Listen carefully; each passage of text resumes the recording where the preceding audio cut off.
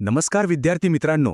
अर्शा आणि रक्तर्षाच्या या rapid revision एक्सप्लेनरमध्ये सर्वांचं खूप खूप स्वागत आहे. आजच्या या सेशनमध्ये आपण अर्श आणि रक्तर्ष या व्याधींच्या आयुर्वेदिक चिकित्सेचं अगदी सोप्या, एक्झाम ओरिएंटेड आणि हाय यील्ड पॉइंट्समध्ये विश्लेषण करणार आहोत. एकदम झटपट आणि पक्क रिव्हिजन करूया. तर आजच्या या सेशनची रूपरेषा अगदी क्लिअर आहे. आपण सुरुवात करूया प्रिन्सिपल्स ऑफ ट्रीटमेंटने. त्यानंतर शुष्कर्ष म्हणजेच ड्राय पाईल्स बघू. मग तक्राचा तो अतिशय महत्त्वाचा सुवर्ण नियम, त्यानंतर रक्तर्षाची चिकित्सा आणि शेवटी एक्झामसाठीचा अत्यंत महत्त्वाचा डिफरेन्शियल डायग्नोसिस मास्टर क्लास.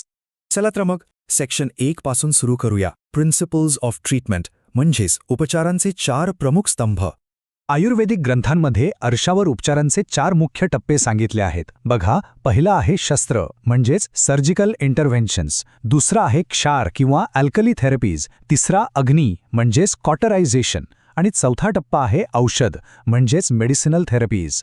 आता आजच्या या मास्टर क्लासमध्ये आपला संपूर्ण फोकस हा फक्त आणि फक्त या चौथ्या टप्प्यावर असणार आहे, म्हणजेच शुष्क आणि स्रावी अर्शासाठी वापरण्यात येणारी औषधी चिकित्सा. आता वळूया सेक्शन 2 कडे. शुष्कर्षा म्हणजेच ड्राय पाईल्सची बाह्य आणि अभ्यंतर चिकित्सा. सगळ्यात आधी ग्रंथांमधला हा मूळ श्लोक बघा. हा संदर्भ खरोखरच खूप इंटरेस्टिंग आहे, कारण अभ्यंतर औषधं म्हणजे पोटात घेण्याची औषधं सांगण्याआधीच स्थानिक आणि बाह्य म्हणजेच एक्सटर्नल उपचारांचं किती डिटेल्ड वर्णन इथे केलंय हे यावरून आपल्या लक्षात येतं. एक्झाम्सच्या दृष्टीने हा बाह्य उपचारांचा क्रम लक्षात ठेवणं अत्यंत आवश्यक आहे. क्रम काय आहे? स्नेहन, स्वेदन, अवगाहन आणि धूपन. हे डोक्यात पक्क बसवून घ्या. इथे त्रिफळा, अर्कपत्र आणि वेखंडासारख्या द्रव्यांचा वापर करून त्या ठिकाणच्या वेदना आणि स्तब्धता कशी कमी करायची हे अतिशय सुंदर रीतीने सांगितलं आहे. आता याच बाह्य उपचारांच्या साखळीत थोडं पुढे गेलो की ग्रंथात आपल्याला काही अतिशय विशिष्ट असे लेप आणि प्रलेप म्हणजेच ऑइंटमेंट्स पाहायला मिळतात. MCQसाठी हे हाय यील्ड वन लाइनर्स नक्की नोट डाऊन करून घ्या बरं का. हरिद्राचूर्ण लेप, पिप्पेल्यादी लेप आणि शिरीष बीजादी लेप. अर्शाच्या ठिकाणी असलेली सूज आणि वेदना कमी करण्यासाठी हे लेप थेट त्या अर्शाच्या अंकुरांवर अप्लाय केले जातात. हे एकदम पाठच करून ठेवा. आता पुढे पाहूया सेक्शन 3, द गोल्डन रूल म्हणजेच ताक किंवा बटरमिल्क. बघा, इथला सर्वात महत्त्वाचा म्हणजे अगदी कळीचा मुद्दा हा आहे की अर्शव्याधीमध्ये ताक हा सुवर्ण नियम आहे. ते चित्रकमुळासोबत घ्या किंवा नुसतंच रोज प्या. अर्शव्याधीत जठराग्नी पुन्हा प्रज्वलित करण्यासाठी ताक हे सर्वोत्कृष्ट औषध आणि पथ्य मानलं गेलं आहे.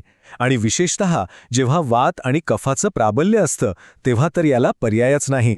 आता अभ्यंतर म्हणजेच इंटरनल चिकित्सेकडे वळूया. ताकासोबत त्रिफळा किंवा हरितकीचा काढा तसंच पिप्ल्यादी घृतासारखी मेडिकेटेड घीज वापरण्यावर ग्रंथात खूप भर दिला आहे. आणि हो, वाढलेल्या वातदोषाचं योग्य दिशेने अनुलोमन करण्यासाठी अनुवासन आणि निरूह बस्तीचाही अतिशय प्रभावी वापर येथे सांगितला आहे. चला आता वळूया सेक्शन 4 कडे. रक्तर्षा म्हणजेच ब्लीडिंग पाईल्सचे होमिओस्टॅटिक मॅनेजमेंट. आता इथून आपला फोकस पूर्णपणे बदलतोय. जेव्हा अर्शाच्या अंकुरातून खूप मोठ्या प्रमाणावर रक्तस्राव सुरू होतो तेव्हा उपचारांचा संपूर्ण प्रोटोकॉलच बदलावा लागतो. इथे दोषानुसार रक्त थांबवणाऱ्या म्हणजेच रक्तस्तंभक किंवा हिमोस्टॅटिक उपायांचा वापर कसा करायचा ते या सूत्रात स्पष्ट केलं आहे. हा कॉन्सेप्ट तर सगळ्यांचा तोंडपाठ असायलाच हवा. एकदम सोपा आहे बघा. जर रुग्णामध्ये वात आणि कफाचं प्राबल्य असेल तर स्निग्ध आणि उष्ण उपचार करायचे, पण तेच जर पित्त आणि कफ वाढला असेल तर लगेच ऑपोजिट म्हणजेच रुक्ष आणि शीत उपचारांचा अवलंब करायचा. अगदी सिंपल लॉजिक आहे. आणि हे आहेत आपले विम्प म्हणजेच व्हेरी इम्पॉर्टंट एक्झाम पॉइंट्स. रक्त थांबवण्यासाठी कुटजाची साल आणि डाळिंबाची साल अत्यंत महत्त्वाची ठरते. हे दोन्ही पॉवरफुल एस्ट्रिंजंट्स म्हणजेच उत्कृष्ट स्तंभक म्हणून काम करतात आणि रक्तस्राव लगेच थांबवतात. यासोबतच कुटजादी रस आणि नीळकमळ मंजिष्ठा हे सुद्धा लक्षात ठेवा. आता आपण आलो आहोत या एक्सप्लेनरच्या सर्वात महत्त्वाच्या टप्प्यावर. Section 5, differential diagnosis master class. Clinical प्रॅक्टिसमध्ये आणि परीक्षेतही रक्तार्श आणि रक्तातिसार म्हणजेच ब्लीडिंग डायरिया यामध्ये कधीही कन्फ्युजन होता कामा नये. यासाठीच ग्रंथांमध्ये दोघांमधला हा स्पष्ट फरक दिलेला आहे, जो आपण आता समजून घेणार आहोत.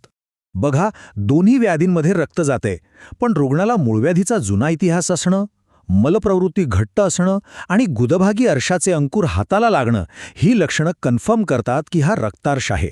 या उलट रक्तातिसारात असा कोणताही जुना इतिहास नसतो आणि मल अगदी द्रव स्वरूपात रक्तामिश्रित असतो. आहे की नाही एकदम क्लिअर?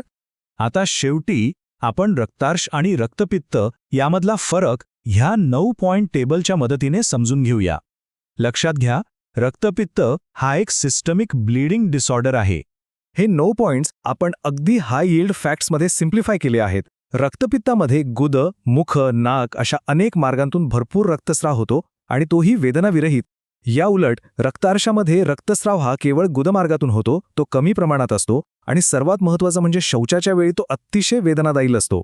तर विद्यार्थी मित्रांनो, अशा प्रकारे अंतिम परीक्षांसाठी आवश्यक असलेल्या सर्व महत्त्वाच्या व्याख्या, चिकित्सा सूत्र आणि कॉन्सेप्टचं आपलं हे रॅपिड रिव्हिजन पूर्ण झालंय. शुष्कार्शासाठीची औषधी आणि रक्तार्शासाठीचे स्तंभक उपचार आपण परफेक्टली कव्हर केले आहेत. आता जाता जाता एका क्लिनिकल केसचा नक्की विचार करा. जर एखाद्या रुग्णाला नाक आणि पचनसंस्था या दोन्ही मार्गांतून वेदनाविरहित आणि भरपूर रक्तस्राव होत असेल, तर आत्ता आपण बघितलेल्या टेबल्सनुसार या 3 पैकी कोणतं निदान सर्वात लॉजिकल ठरेल? डोकं चालवा आणि याचं उत्तर नक्की शोधून काढा. पुन्हा भेटूया अशाच एका माहितीपूर्ण एक्सप्लेनरमध्ये. तोपर्यंत कीप लर्निंग.